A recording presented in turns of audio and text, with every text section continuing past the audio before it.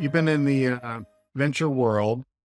Let's pivot a little bit to the character discussion. I've been having an internal debate with my friends and myself, honestly, of which I've not really come to a conclusion on. Looking for smart people like you to kind of help.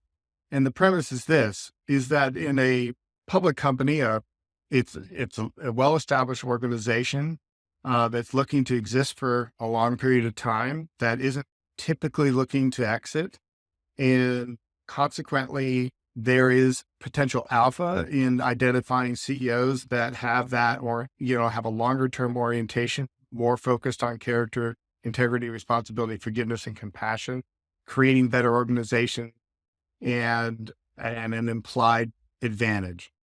In the venture world, you know, I'm not going to speak to your industry too much, but it's different, right? There's oftentimes an implied exit strategy that justifies the early investments and consequently a lot of pressure. How do you think, let's say you had two companies squared and they were doing kind of the same thing, but maybe separate industries. You had one industry, there was one CEO was a hard driving, narcissist, and another one that had super high character. How do you think they'd fare? And what's your thoughts on character and venture? Yeah, no, so I think it is just as crucial, if not in many times, maybe more so, but that's probably up for debate. I think it is so crucial. And I think we've seen a lot of those problems. I think in the last 2 years, there's been a lot of case studies in what happens when there's too much focus on exits and just getting to an exit at all costs and solely focus on that. And so I look at the WeWorks and the fire festivals, and there was one this month, Pollen, that was worth $1 billion, and then turns out they were spending all that money just on drugs and alcohol and living crazy party lifestyle.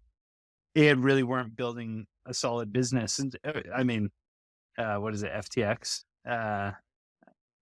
Another example. So I think that it's so crucial. And I think that that's a huge lesson for the venture community of like an over obsession with results, will yields these kind of situations. Like you start getting, people who just think that the ends justify the means.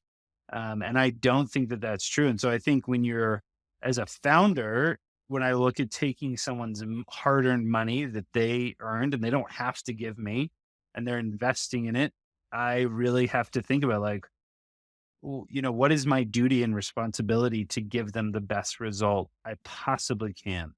And yes, venture's more speculative, but that doesn't justify, just spending it on whatever I want. I need to spend it to get them the best return ever. So, or the best return that I possibly can. And so I think that it is so crucial in venture. And I think we've hopefully the last year, even when you take out those extreme examples of like fraud and embezzlement and those kind of things, even just I think we had too many people who thought this was a get rich quick scheme, especially in e-commerce. I'm being inundated with people who are trying to sell their company, trying to get rid of their company. They're like, I thought I'd be a billionaire by now.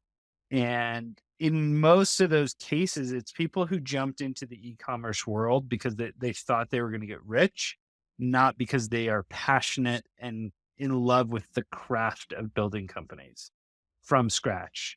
And so I think when you look at those two different, like the differences there, you have a lot of people who are like, I'm just going to go back to my job because I made more money there.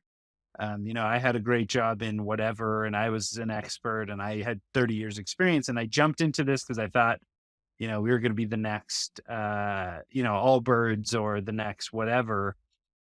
And now they're like 5 years in and they're making a tenth or a fifth of what they used to make.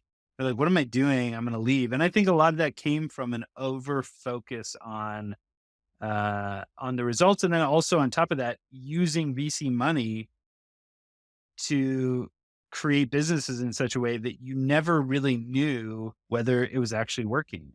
Creatively has people all the time who come to us and say, we need your help. We're trying to, get our acquisition cost in line. And we've often had to tell those people, like, you actually don't know whether you have a business yet.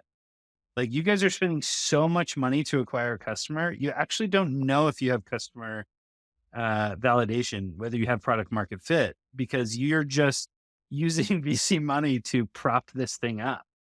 And you guys need to learn as quickly as possible whether you actually have a viable business. And so I think now we're seeing this shift back where people are like, no, no, startups shouldn't just be focusing on building a company just to sell it. They should be trying to build companies that are going to last. They should be building companies that could be around for 100 years, because that it's silly if, most acquisitions don't work.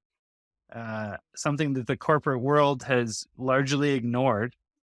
Most companies that get acquired do not get assimilated in and end up providing a return for the acquirer. And so I think we need to go back to, I think that number would change if we were building businesses that could be viable, whether they get acquired or not.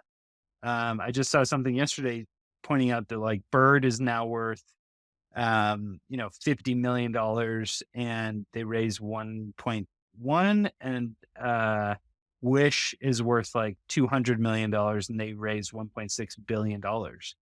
And Bird rated was 1.1 or $1.2 billion. And that to me, and this was the articles, the author kind of pointed out, like, they weren't focused on, is this a net benefit to the world? Is this a net positive? They were just so focused on valuations and how do we get as much revenue as quickly as possible, instead of, are we building something that makes the world a better place and that provides true value to people, that really improves their life?